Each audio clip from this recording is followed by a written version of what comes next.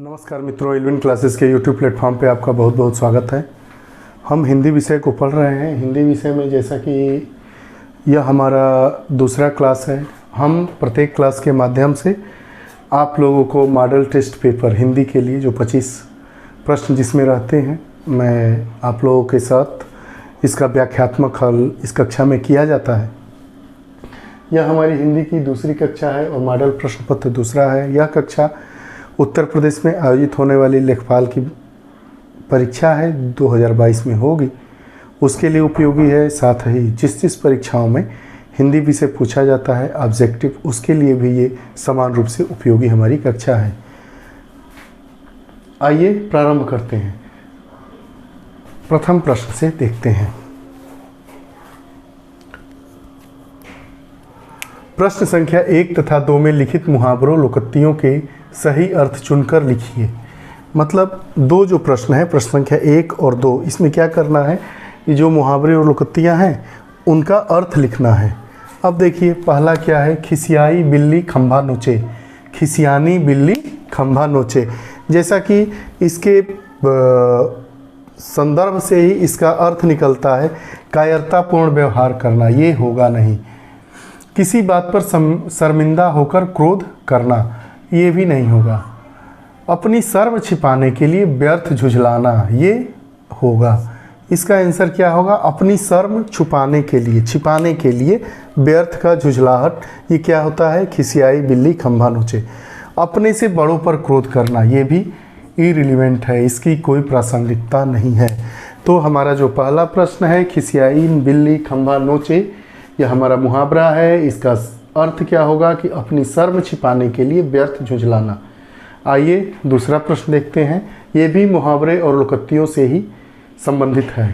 काठ की हांडी बार बार नहीं चढ़ती, ये आप सुने होंगे, ये बहुत ही प्रसिद्ध लोकोक्ति है, आप हरदम सुनते हैं, काठ की हांडी बार बार नहीं चढ़ती है। इसका अर्थ क्या होता है, आइए देखते हैं कि बुरे दिन हमेशा नहीं रहते, ये नहीं है, ये प्रासंगिक नहीं है। छल कपट का व्यवहार हमेशा नहीं चलता। अब काठ की हांडी बार बार नहीं चढ़ती है, मतलब आप धोखे से जो हांडी मतलब बर्तन, वो अगर लकड़ी का है उसको एक बार चढ़ा दिए, लेकिन अगर किसी के पास वो बर्तन है, काठ का है, लकड़ी का है, उसको बार बार आप नहीं चढ़ाएंगे। अर्थात धोखाधड़ी करके, छल कपट व्यवहार करके हमेशा नहीं चलता। जो हमारा छल कपट का व्यवहार है वो हमेशा नहीं चलता, यही इसका आंसर होगा। लकड़ी का बर्तन अग्नि से जल सकता है, ये भी अप्रासंगिक है। इस लोकोक्ति के लिए काठ की हांडी बार बार नहीं चढ़ती। दुर्भाग्य की मार बार बार नहीं होती, ये भी नहीं है, इसमें दुर्भाग्य की बात ही नहीं है। यह तो ये है कि आपको गुमराह करके किसी काम को करवा दिया गया जिसमें आपका नुकसान हो गया, तो वही किया है कि छल कपट करके, छल कपट का व्यवहार हमेशा नहीं चलता है। काठ की हांडी बार बार नहीं चढ़ती, इसका आंसर क्या होगा, छल कपट का व्यवहार हमेशा नहीं चलता है, ऑप्शन बी। नीचे 2 शब्द दिए गए हैं, इसका क्या करना है, विलोम लिखना है। अब कृष शब्द है, कृष शब्द का विलोम क्या होगा, कृष शब्द केस होगा नहीं, भव मतलब होगा नहीं, बिटअप भी नहीं होगा। कृष शब्द का विलोम क्या होगा, हुष्ट पुष्ट।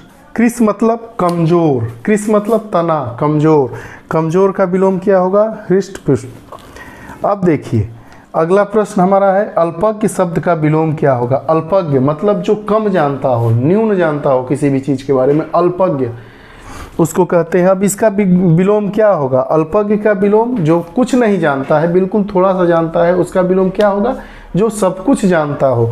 तो सब कुछ जानने वालों को क्या कहते हैं, सर्वज्ञ कहते हैं। क्या कहते हैं, सर्वज्ञ।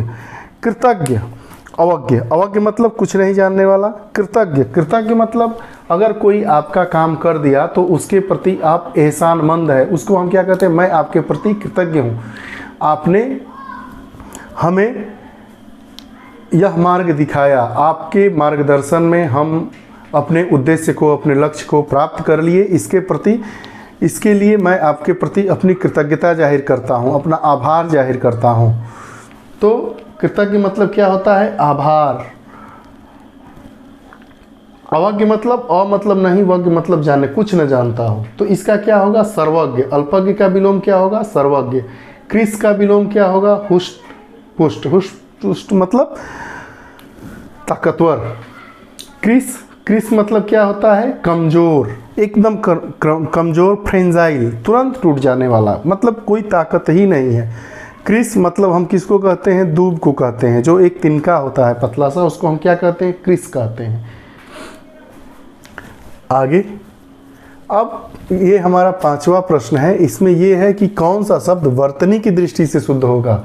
सबसे आसान और सबसे कठिन, प्रत्येक परीक्षाओं में 1 से 2 प्रश्न पूछा जाता है, तो इसमें हमें देखना है वर्तनी की दृष्टि से, वर्तनी मतलब मात्रा की दृष्टि से कौन सा शब्द हमारा शुद्ध है। प्रतिनिधि को 4 तरीकों से लिखा गया है। देखिए, प्रतिनिधि ये गलत है, ऐसे नहीं लिखा जाता है। प्रतिनिधि ये भी गलत है। प्रतिनिधि ये सही है। प्रतिनिधि में आप याद करिएगा, इसमें जो तीनों मात्राएं होती हैं वो छोटी ई की होती है। प्रतिनिधि में चाहे त की मात्रा हो, चाहे न की, चाहे ध की, वो क्या होती है? तीनों छोटी ई की मात्रा होती है। ये हमारा प्रतिनिधि लिखा हुआ सही है, इसकी वर्तनी सही है। प्रतिनिधि शब्द जो है ये वर्तनी की दृष्टि से सी ऑप्शन हमारा बिल्कुल ही सही है, बाकी तीनों ऑप्शन गलत हैं। अगले 2 प्रश्न हैं। इसमें क्या कह, इसमें जो रिक्त स्थान है उसमें सही शब्द का चयन, जो 4 विकल्प दिए गए हैं दोनों प्रश्नों में, उसमें से चयन करके लिखना है। पहला हमारा है 6ठा प्रश्न, देश की रक्षा के लिए, मतलब हमें अपने देश की रक्षा के लिए प्रत्येक नागरिक को डैश रहना चाहिए। क्या रहना चाहिए भाई? संबद्ध, उद्यत, उद्धृत, प्रबुद्ध। संबद्ध मतलब जुड़ा नहीं, उद्धृत भी नहीं होगा, प्रबुद्ध का कोई यहाँ पे सेंस ही नहीं बनता है। प्रबुद्ध वर्ग मतलब जो समाज के अच्छे लोग हैं, जानकार लोग हैं। उद्घृत मतलब यहाँ पे नहीं आएगा। उद्यत मतलब तैयार रहना। उद्यत मतलब क्या होगा? इसका अर्थ होता है तैयार रहना। उद्यत रहना चाहिए। देश की रक्षा के लिए प्रत्येक नागरिक को उद्यत रहना चाहिए, अर्थात तैयार रहना चाहिए।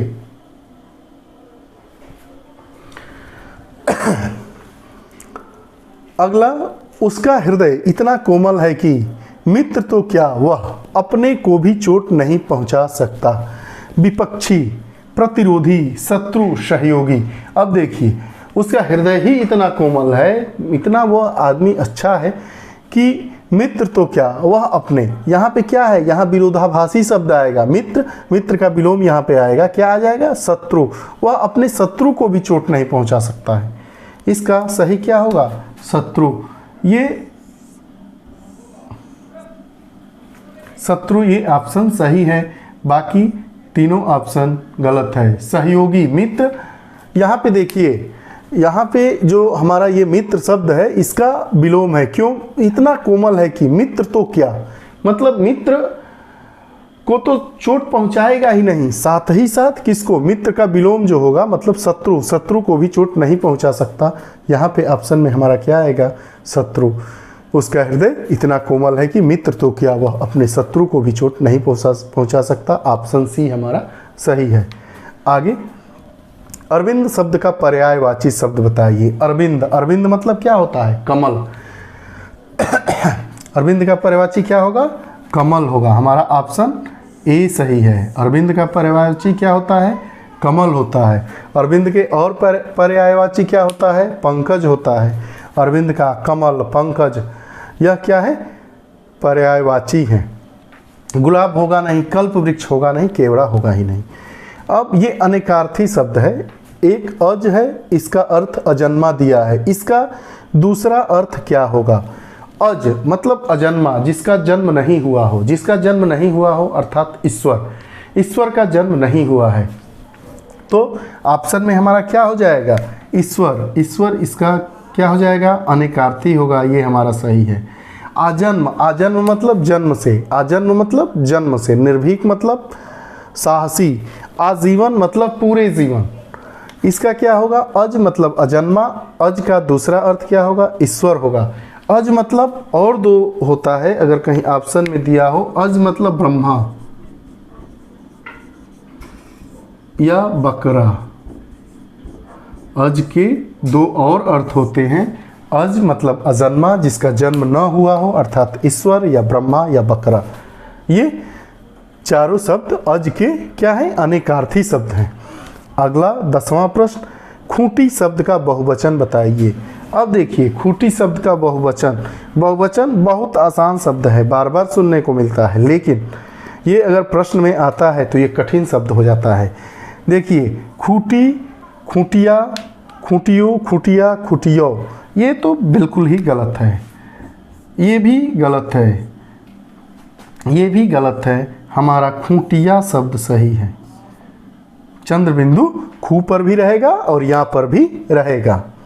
अगला हमारा 11वां शब्द प्रश्न है, कंजूसी से धन व्यय करने वाला, अनेकार्थी, क्षमा चाहूँगा, अनेक शब्दों का एक शब्द। कंजूसी से धन व्यय करने वाले को क्या कहते हैं हम? कृपण। कृपण मतलब कंजूसी से धन व्यय करने वाले को हम क्या कहते हैं? कृपण।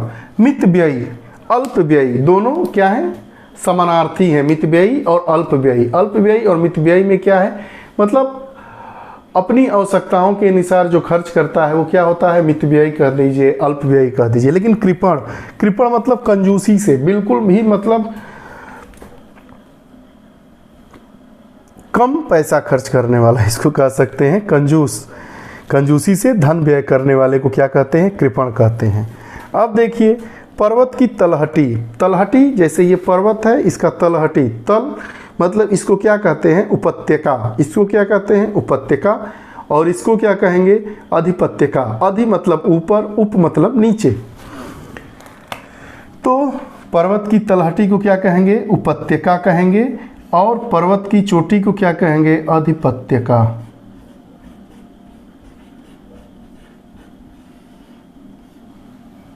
एक बार फिर जल्दी जल्दी देखते हैं। खिसियाई बिल्ली खंभा नोचे लोकोक्ति का अर्थ है क्या है? अपनी शर्म छिपाने के लिए व्यर्थ झुझलाना। काठ की हांडी बार बार नहीं चढ़ती, इसका अर्थ है छल कपट का व्यवहार हमेशा नहीं चलता है। कृष शब्द का विलोम क्या है? कृष मतलब क्या होता है? कमजोर। कृष मतलब क्या होता है? कमजोर। अब कमजोर शब्द का विलोम क्या होगा? हुष्ट पुष्ट। मतलब क्या होता है? हुष्ट पुष्ट मतलब बढ़िया, स्वस्थ, ताकतवर। अल्पज्ञ, अल्पज्ञ मतलब बहुत कम जो जानता हो, इसका विलोम क्या होगा? सर्वज्ञ। इसका विलोम क्या होगा? सर्वज्ञ। कौन सा शब्द वर्तनी की दृष्टि से सही है, शुद्ध है? तो ये प्रतिनिधि। प्र त में छोटी की मात्रा, न में छोटी की मात्रा और ध में छोटी की मात्रा। अगला, देश रक्षा के लिए प्रत्येक नागरिक को क्या रहना चाहिए? उद्यत। उद्यत मतलब तैयार रहना चाहिए। उद्यत मतलब तैयार रहना, तैयार, रेडी। उसका हृदय इतना कोमल है कि मित्र तो क्या, वह अपने शत्रु को भी चोट नहीं पहुंचा सकता। ये क्या है? विरोधाभासी शब्द है, मित्र और शत्रु। यहाँ पे क्या आएगा? शत्रु। अरविंद शब्द का प्रवाची कमल, पंकज। कमल मतलब कमल का प्रवाची अरविंद, अरविंद का प्रवाची कमल। प्रश्न 9, अनेकार्थी शब्द का दूसरा अर्थ बताइए। अज, अज का एक अर्थ है अजन्मा, दूसरा अर्थ क्या होगा? ईश्वर, तीसरा अर्थ ब्रह्मा, चौथा अर्थ बकरा। खूंटी शब्द का बहुवचन खूंटिया। ख के ऊपर भी चंद्रबिंदु और ऊपर भी चंद्रबिंदु। कंजूसी से धन व्यय करने वाले को कृपण कहते हैं। पर्वत की तलहटी को उपत्यका कहते हैं। और पर्वत के शीर्ष को शीर्ष हो जाएगा तो अधिपत्यका। आइए बाकी और प्रश्नों को देखते हैं। अब देखते हैं आज का 13वां प्रश्न। ठठेरा शब्द का स्त्रीलिंग बताइए। ठठेरा, ठठेरा मतलब जो लोहे का काम करता हो उसे क्या करते हैं? ठठेरा। तो ठठेरा शब्द का स्त्रीलिंग क्या होता है? ठठेरिन। ठठेरिन स्त्रीलिंग क्या होता है? ठठेरिन। ऑप्शन सी हमारा सही है। ठठेरी ये गलत है। ठठेरी क्या है? ये गलत है। ठठारी कोई शब्द ही नहीं है और ठठेरिनी ये भी कोई शब्द नहीं है। हमारा सही ऑप्शन क्या है? ठठेरिन, ऑप्शन सी। करुण रस का अस्थाई भाव क्या है? करुण, करुण मतलब शोक। करुण रस का अस्थाई भाव क्या होता है? शोक होता है। उत्साह वीर रस का अस्थाई भाव है। वीर रस का अस्थाई भाव क्या है? उत्साह है। हास्य रस का अस्थाई भाव हास्य है। और श्रृंगार रस का अस्थाई भाव रति है। तो करुण रस का अस्थाई भाव क्या है? शोक है। Option D. रति श्रृंगार रस का अस्थाई भाव है। हास्य रस का उत्साह वीर रस का अस्थाई भाव है। और शोक करुण रस का अस्थाई भाव है। ये वाक्य है, मैं खाना खा चुका था। इस वाक्य में कौन सा भूतकालिक भेद है? भूतकालिक ऐसे भूतकाल के वाक्य जिनको पूरा हुए, मतलब उस कार्य को पूरा हुए कुछ समय बीत गए होते हैं, उसे क्या कहते हैं? पूर्ण भूत कहते हैं। तो मैं खाना खा चुका था, मतलब हमने खाना खा लिया था कुछ समय पहले। तो इसमें कौन सा होगा? हमारा पूर्ण भूत होगा। कौन सा होगा? पूर्ण भूत। अब संदिग्ध भूत क्या था? मैं खाना खाया था या नहीं, ये क्या हो गया? संदिग्ध भूत। आसन्न भूत, सामान्य भूत क्या है? मैं खाना खा रहा था। ठीक, ये क्या था? आसन्न भूत। सामान्य भूत। पूर्ण भूत क्या है कि मतलब हमारी जो भूतकालिक क्रिया है वो कुछ समय पहले हो चुकी है, उसको हम क्या कहते हैं? पूर्ण भूत। मैं खाना खा चुका था, ये क्या है? पूर्ण भूत है। हमारा ऑप्शन सी क्या है? सही है। 2 वाक्य दिए गए हैं प्रश्न संख्या 16 तथा 17। इसमें क्या करना है? 4 वाक्य दिए गए हैं, एक ही जैसे हैं। उसमें जो सही वाक्य है उस पर हमें टिक लगाना है। अब 4 वाक्यों को पढ़ते हैं। प्रश्न, जीवन और साहित्य का अगाध संबंध है। अगाध, जीवन और साहित्य का अगाध संबंध है, या अगाध यहाँ पे नहीं होगा, ये हमारा ऑप्शन गलत है। जीवन और साहित्य का घनिष्ठ संबंध है, यहाँ पे क्या होगा? घनिष्ठ। तो हमारा ऑप्शन भी सही है। जीवन और साहित्य का निकट का संबंध है, ये भी गलत है। और घोर संबंध, ये भी गलत है। हमारा कौन सा वाक्य सही है? जीवन और साहित्य का घनिष्ठ संबंध है, ये हमारा वाक्य सही है। Option B. अगला सही वाक्य का चयन कीजिए। प्रश्न संख्या 17। इसमें भी 4 वाक्य दिए गए हैं। कौन सा शब्द सही है? कौन सा वाक्य सही है? तुलसी और सूर अवधि और ब्रजभाषी के श्रेष्ठ कवि हैं। तुलसी और सूर, अवधि और, यहाँ पे 2 बार प्रीपोजिशन सर्वनाम आया, यहाँ पे 2 बार प्रीपोजिशन आया है। प्रीपोजिशन मतलब जो 2 शब्दों को जोड़ता हो। ये क्या है? और ये गलत है। ये हमारा क्या है? गलत है। तुलसी अवधि के श्रेष्ठ कवि और ब्रजभाषा के श्रेष्ठ कवि है ना, ये भी गलत है। यहाँ पे क्या दिखा था? तुलसी अवधि के और सूर ब्रजभाषा के, ये भी गलत है। तुलसी अवधि के श्रेष्ठ कवि और ब्रजभाषा के सूर है। क्या है ब्रजभाषा के सूर? ये भी सही नहीं है। अब देखिए, तुलसी और सूर क्रमशः, हम पढ़ते नहीं हैं कि 2 संख्याएं हैं ABC तथा उनका औसत क्रमशः, या उनका गुणनफल, या उनका प्रतिशत क्रमशः मतलब पहले तुलसी के लिए अवधि आ गया और सूर के लिए ब्रजभाषा आ गया। क्रमशः का मतलब क्या होता है? जो पहला हमारा नाउन है, संज्ञा है तुलसी, और दूसरा क्या है? सूर। इसके लिए क्या आ गया? मतलब तुलसी, सूर, अवधि के और सूर मतलब सूरदास ब्रजभाषा के श्रेष्ठ कवि है। हमारा डी ऑप्शन बिल्कुल ही सही है।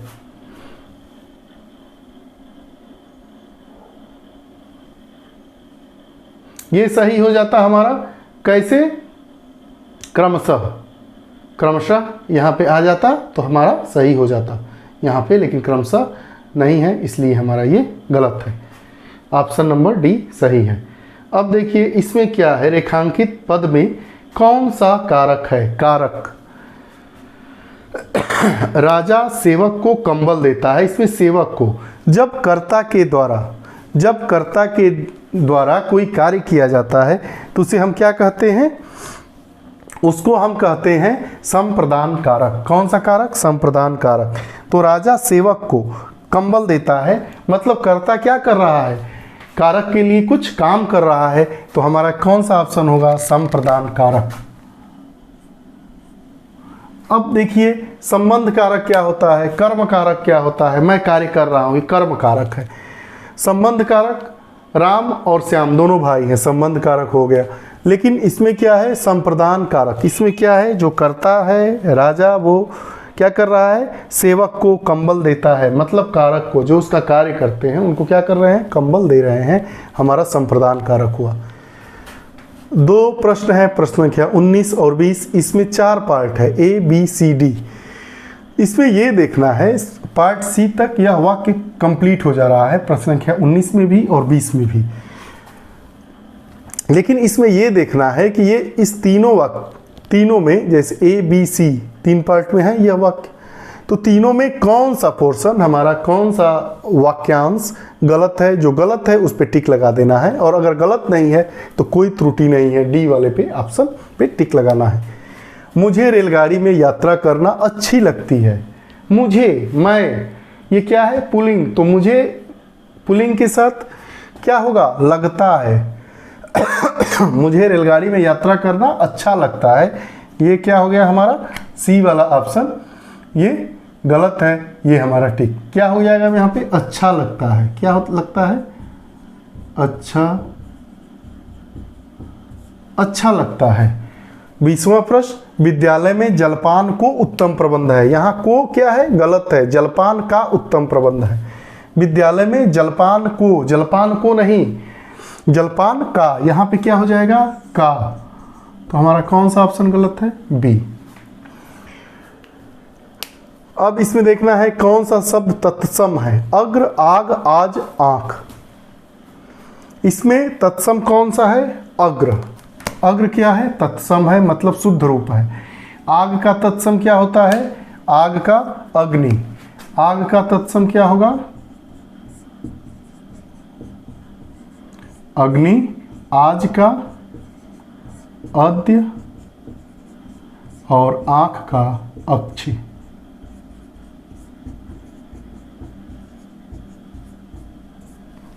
देशांतर में कौन सा समास है, देशांतर, जो 2 देशों के बीच अंतर को प्रदर्शित करता है उसे क्या कहते हैं, देशांतर। तो वो क्या कर रहा है, उसके कर्म को बता रहा है। ये देशांतर शब्द का क्या काम हो गया, इसका कर्म क्या हो गया कि 2 देशों के बीच के अंतर को बता रहा है, तो इसलिए कौन सा समास होगा, कर्मधारय समास। कौन सा समास, कर्मधारय समास। द्वंद्व मतलब क्या होता है, दिन और रात, माता पिता, रात दिन, आज कल, ये क्या है, द्वंद्व समास है। द्विगु क्या है, द्विगु में जिसमें जैसे आपका क्या हो गया, त्रिपट, ये क्या हो गया, द्विगु समास, जिसमें संख्या का बोध हो, वो क्या होता है, द्विगु समास। द्वंद्व समास जैसे एक दूसरे का द्वंद्व हो लेकिन क्या हो, बराबर हो। अगला प्रश्न 24वां, कौन सा तद्भव शब्द है। अब तत्सम मतलब शुद्ध, तद्भव मतलब अशुद्ध, तो इसमें कौन सा शब्द तद्भव है, तो अमीय। अमीय क्या है, हमारा अमीय शब्द क्या है, तद्भव है। अमीय का तत्सम क्या होगा, अमृत। अमीय का तत्सम क्या होगा, अमीय का तत्सम क्या होगा, अमृत। ठीक। उलूक, उलूक किसका तत्सम है, उल्लू का। किसका, उल्लू का। इष्टिका, इष्टिका मतलब क्या होता है, ईंट।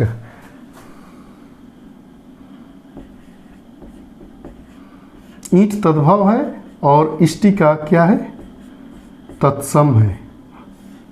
कुपुत्र, कपूत, कपूत तद्भव है और कुपुत्र क्या है, तत्सम है। तो कौन सा तद्भव शब्द है, तो अमीय हमारा क्या है, ये तद्भव है। ये शब्द, ये जो आप लोगों को लिखा गया इधर क्या है, तद्भव, और ये तत्सम।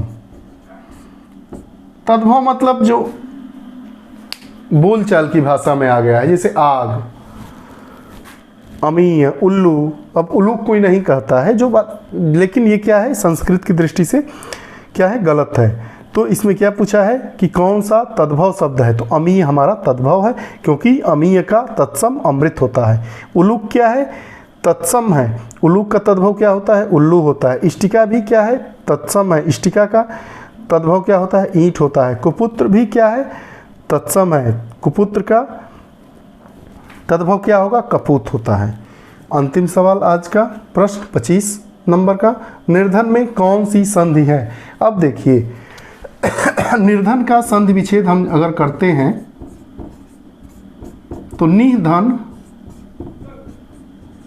धन। अब ये जो है ये किस चीज का निशान है? विसर्ग। किसका? विसर्ग। तो कौन सी संधि हो गई? विसर्ग संधि। कौन सी संधि हो गई? विसर्ग संधि। ये हमारा बी ऑप्शन सही है। देखिए आप लोग ध्यान देखिए, एक प्रश्न का आंसर गलत हो गया है। देखिए ये जो हमारा 22वां प्रश्न है, अंबर पनघट में डुबो रही तारा घट उषा नागरी में कौन सा अलंकार है? रूपक अलंकार। कौन सा है? रूपक अलंकार है। रूपक अलंकार। बाकी आपके सामने। आप लोगों को यह कक्षा कैसी लगी कमेंट बॉक्स में ज़रूर बताइएगा। ऐसे ही हमारे जो मॉडल प्रश्न पत्र हैं आते रहेंगे। आप लोग ज़्यादा से ज़्यादा लोगों को और जोड़ें हमारे चैनल से। अगर आप नए दर्शक हैं तो कृपया करके ये हमारे एल्विन क्लासेस चैनल को सब्सक्राइब करें, लाइक करें और लोगों तक शेयर करें। आप लोग हमारे साथ जुड़े रहें। उज्जवल भविष्य की ढेर सारी शुभकामनाओं के साथ। नमस्कार।